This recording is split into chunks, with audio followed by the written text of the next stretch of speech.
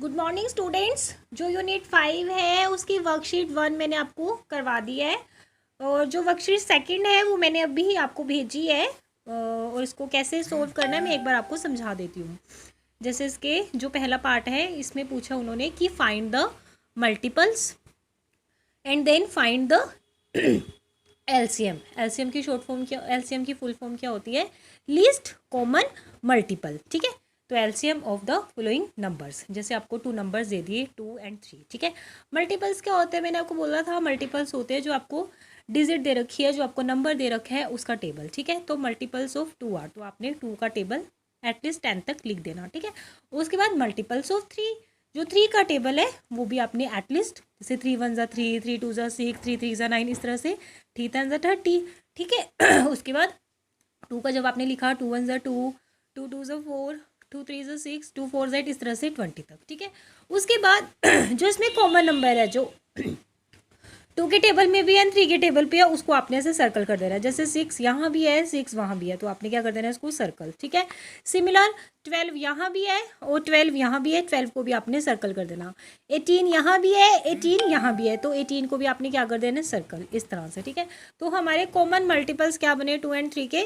6, 12 and 18। ठीक है, अब जब हम एचसीएफ लेते हैं, एचसीएफ में हाईएस्ट कॉमन नंबर लेते हैं। ठीक है, एलसीएम का मतलब होता है लिस्ट कॉमन मल्टीपल, तो हम इसमें लिस्ट नंबर लेंगे। तो इसमें सबसे छोटा कौन सा है? 6, तो आपका जो एलसीएम आएगा 2 और 3 का वो क्या हो जाएगा? 6।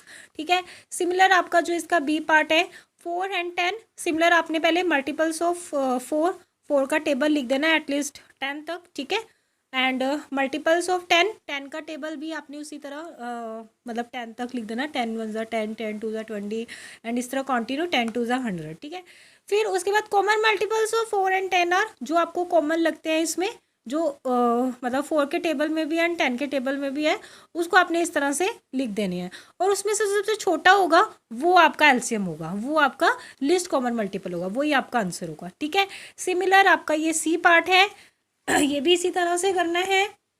ये डी पार्ट में भी पहले जो भी आपको डिजिट नंबर दे रखा है उसका टेबल लिख के वो मल्टीपल्स हो जाते हैं, फिर कॉमन नंबर निकाल के जो इसमें से जो कॉमन निकलेंगे उसमें जब छोटा होगा वो आपका एलसीएम हो जाएगा। सिमिलर आपका ई पार्ट है, जब आपके 3 डिजिट आएंगे तब आपने देखना है कि तीनों में कॉमन होना चाहिए। ठीक है, तो इस तरह से आपका एफ पार्ट ये 3 डिजिट वाला है।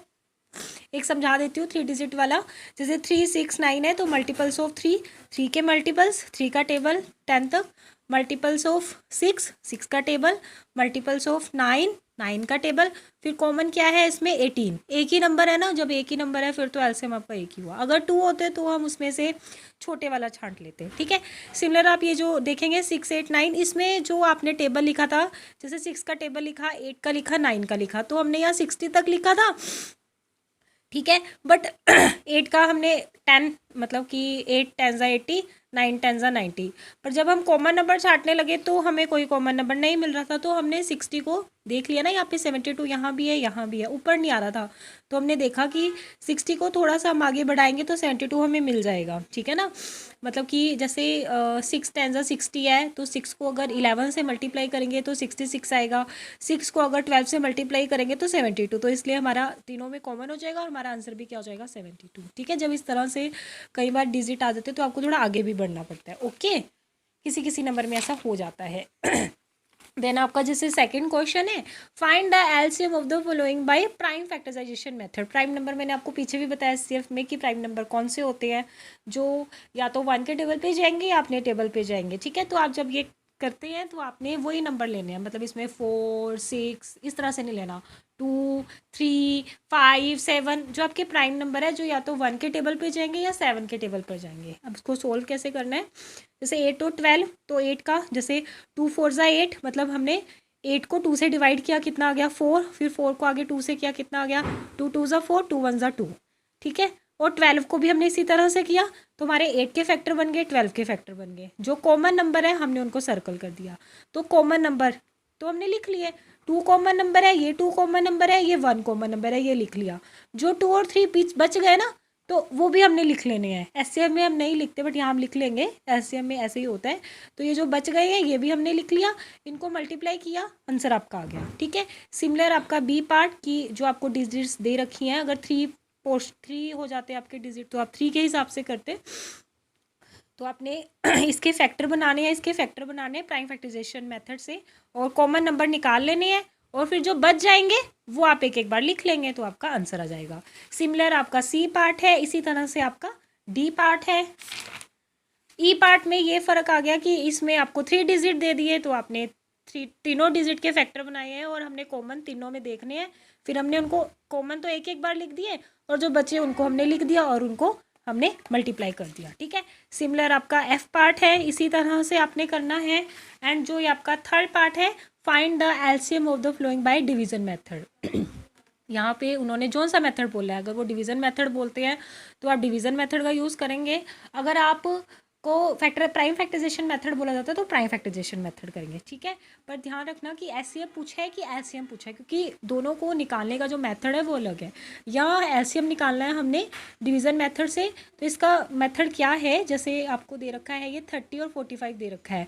ठीक है, तो आपने ऐसे करना है दोनों पे, मतलब कि ऐसा नंबर जो दोनों पे चला जाए, तो 3 से करेंगे ना, 3 1 ज़ा 3 और 0, 3 1 ज़ा 3 और 3 5 ज़ा 15। इसी तरह से 5 पे किया हमने, और हमने कब तक किया, जब तक यहाँ पे 1 नहीं आ गया। ठीक है, तो इस तरह से 2 1 ज़ा 2 कर दिया, यहाँ पे 3 पे गया तो 3 1 ज़ा 3, फिर जो आपकी ये नंबर आए इसको हमने मल्टीप्लाई कर दिया और आपका आंसर आ गया। ठीक है, सिमिलर आपका ये बी पार्ट है, इसमें भी आपने तब तक करना है जब तक ये आपका लास्ट में 1 नहीं आ जाता।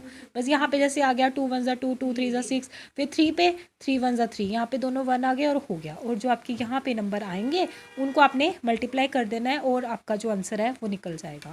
सिमिलर आपका सी पार्ट है, बस ये है कि 2 डिजिट दे रखे हैं तो 2 डिजिट को करना है, 3 डिजिट दे रखे हैं तो 3 डिजिट को करना है।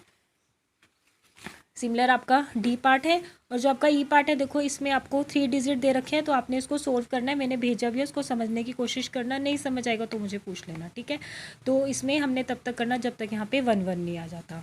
तो हमने इस तरह से इसको किया और हमारा मल्टीप्लाई करके आंसर आ जाएगा। ठीक है, एक बार समझा देती हूँ। 2 1 ज़ा 2, 2 2 ज़ा 4, 2 से किया ना, 2 को 32 से डिवाइड किया, 2 को 48 से किया, अब 2 से जा रहा है ये, 2 को अगेन कर दिया, फिर 2 को अगेन कर दिया, तो फिर जैसे जैसे ये जाते जाएंगे वैसे वैसे हम लिखते जाएंगे।